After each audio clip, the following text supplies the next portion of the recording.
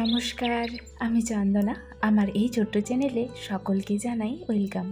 বন্ধুরা, তোমরা যে যেখান থেকে আজকে আমার এই ভিডিওটি দেখছো, আশা করি সকলে তোমরা খুব ভালো আছো, সুস্থ আছো, আর আমরাও বেশ ভালো আছি।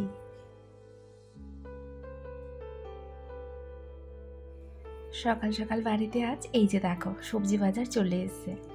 যতদিন আমরা গ্রামের বাড়িতে যাচ্ছি না ততদিন কিন্তু এই যে এরকম অল্প অল্প করে পেঁয়াজ, আলু, রসুন এ সমস্ত কিছু আমাদেরকে কিনে খেতে হবে। ভাবছি একদিন সময় করে তোমাদের দাদাভাই আর আমি চট করে গিয়ে বাড়ি থেকে আর কি এইসব নিয়ে আসবো, তাহলে আর আমাদেরকে কিনে খেতে হবে না। তো আলু, পেঁয়াজ আর হচ্ছে তোমার ওই সবজি বাজার ঝুড়িতে দেখতেই পাচ্ছ লাল শাক নিয়ে এসছে, আর হচ্ছে ঢ্যাঁড়স, আর তার সাথে পটলও আছে। তো চলো বন্ধুরা, আজকে আমি আমার ভিডিওটি এখান থেকেই শুরু করলাম। সকালে ঘুম থেকে উঠে একবার বাড়িঘর আমার ঝাড় দেওয়া হয়ে গিয়েছে, তারপরেই রান্নাঘরে কয়েকটা থাল বাসন ছিল, সেগুলো ধুয়ে তোমাদের দাদাভাই যে বাজারগুলো নিয়ে এলো, তো সেগুলোই আর কি এখন গুছিয়ে সুন্দর করে রেখে দেবো।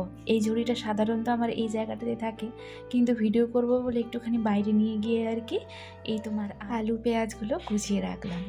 আর এই দেখো যে সবজিগুলো নিয়ে আসা হয়েছে, ভাবছি সেগুলো ধুয়ে দিয়ে পরিষ্কার করে রাখবো। শাকগুলো অবশ্য ধোবো না, কিন্তু এই যে বেছে কুচে সুন্দর করে রেখে দেবো যাতে রান্নার সময় সুবিধা হয়। আর আজ জানো সকাল থেকে বৃষ্টি, আর বৃষ্টির দিনে এই সবজি বাজারগুলো বাড়িতে নিয়ে এলে একদমই না ধুয়ে দিয়ে রাখলে মন থেকে শান্তি পাওয়া যায় না, সেই বালি বালি হয়ে থাকে তো।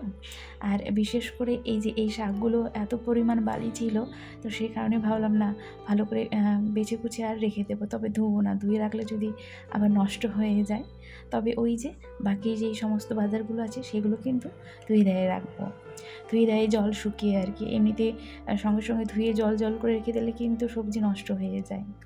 তো যাকে, তো বন্ধুরা, আজকে আমার এই ভিডিওর কোনো অংশ যদি তোমাদের একটুখানি হলেও দেখতে দেখতে ভালো লেগে থাকে, তাহলে কিন্তু অবশ্যই ভিডিওতে একটি লাইক, কমেন্ট, চ্যানেলটিকে সাবস্ক্রাইব করে দিয়ে বেল আইকনটি ক্লিক করে পাশে থেকো। তোমাদের একটি লাইক, কমেন্ট আমাকে আরও ভালো ভালো ভিডিও বানাতে অনেক উৎসাহিত করে বন্ধুরা। তো না স্কিপ করে ভিডিওটি দেখতে থাকো। সবজি বাজার তো করে নিয়ে এসেছে, তার সাথে এই যে 2 রকমের মাছও কিন্তু আজকে নিয়ে আসা হয়েছে। আর জানো বড় মাছ, ছোট মাছ, 2 মাছেতে প্রচুর ডিম ছিল। বড় মাছে তো অনেকগুলো ডিম ছিল। তো আজকে ভাবছি এই ছোটো মাছগুলো রান্না করবো, আর বড় মাছগুলো ধুয়ে দিয়ে সুন্দর করে রেখে দেবো। আমার একটা খুব খারাপ দিক আছে জানো বন্ধুরা, সেটা হচ্ছে মাছ আমি দেখে চিনতে পারি না, মানে মাছের নাম আর কি বলতে পারি না।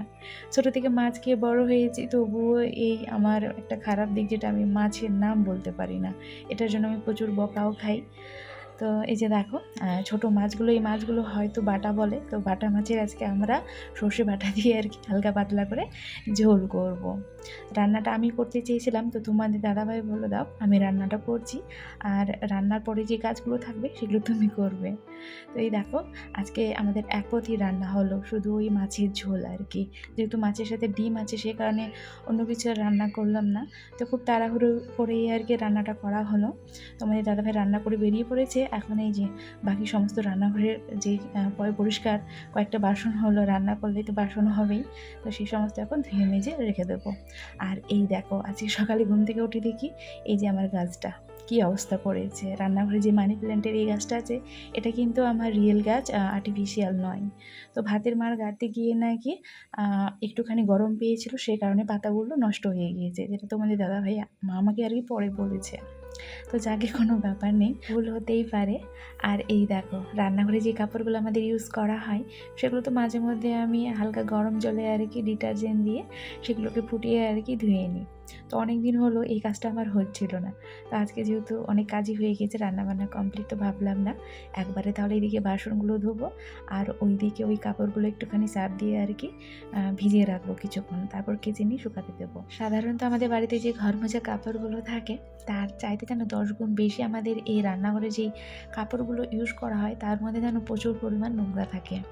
আসলে আমরা ঘর যখন মুছি তখন অবশ্যই কোনো কেমিক্যাল জাতীয়, মানে যেমন নাইজেল বলো বা ডিটারজেন্ট বলো বা সার্ফ বলো, এই দিয়ে আমরা কিন্তু ঘর মুছি, এতে কাপড়ের কিন্তু অনেকটা পরিষ্কার থাকে। আর রান্নাঘরে তো সেটা হয় না, প্রচুর তেল চিটচিটা থাকে।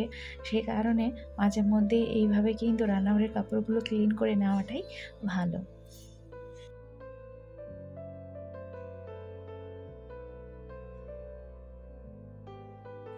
তো চলো, রান্নাঘরের পুরো কাজ একেবারে কমপ্লিট। রান্না বান্না হলো, থাল বাসন ধুয়ে মেজে পরিষ্কার করে রেখে দিলাম। পুরো রান্নাঘর আমার একেবারে ক্লিন। রান্নাঘরের ওই যে কাপড়গুলো যেগুলো ইউজ করি সেগুলো ধুয়ে একবারে বাইরে মেলে দিলাম বেলকনিতে। এখন চলে এলাম এই যে প্রত্যেক দিনের মতো বিছানার চাদর ঝিরে ঝিরে সুন্দর করে টান টান করে পেতে রাখবো। আর জানো, এই বিছানার চাদরটা বেশ কয়েকদিন হলো চেঞ্জ করব ভাবছি, তবে ওই মেঘের অবস্থার জন্য আর চেঞ্জ করা হচ্ছে না। ভাবছি না আজকে চেঞ্জ করব না, কালকে যদি রৌদ্র করে কালকে হচ্ছে তোমার চাদর কেচে দেবো, কিন্তু এই করতে করতে আর হচ্ছে না। তো ভাবছি ফাইনালি কালকে চাদরটা চেঞ্জ করেই ফেলবো, আজকের দিনটার মতো থাক।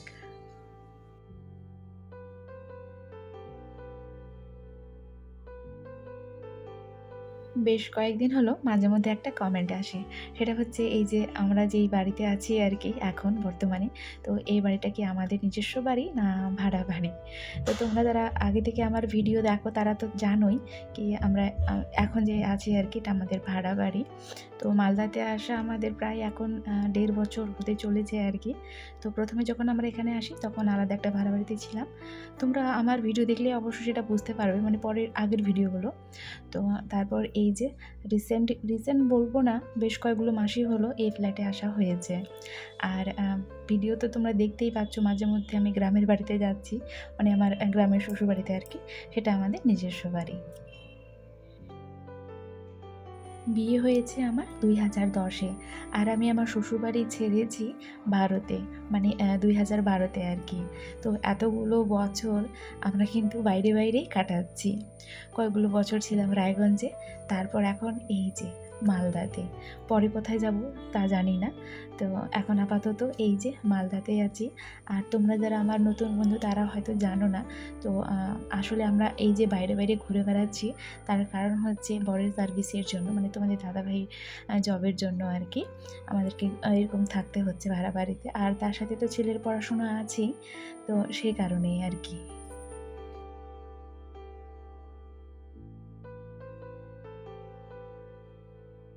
তো চলো, তোমাদের সাথে গল্প করতে করতে প্রায় আমার অনেক কাজই কমপ্লিট হয়ে গিয়েছে।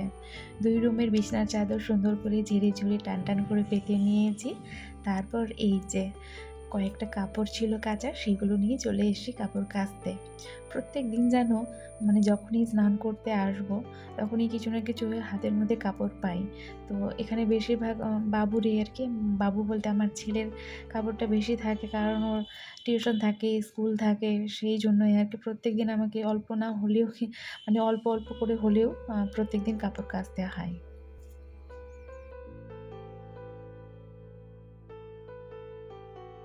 সংসারের কাজের সমাপ্তি হচ্ছে আমার এই যে এই ঘর মোছা কাজটা দিয়ে।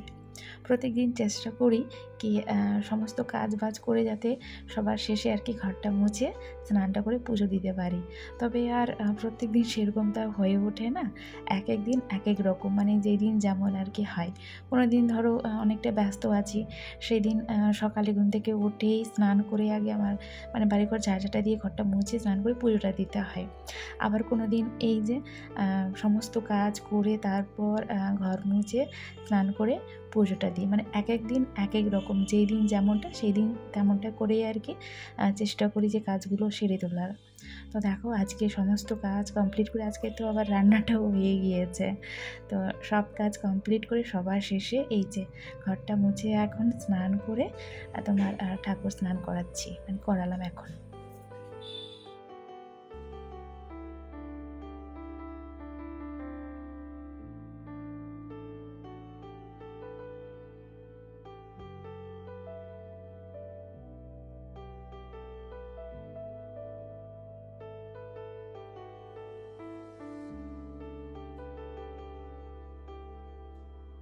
তো চলো বন্ধুরা, আজকে আমি আমার ভিডিওটি এখান থেকেই শেষ করলাম।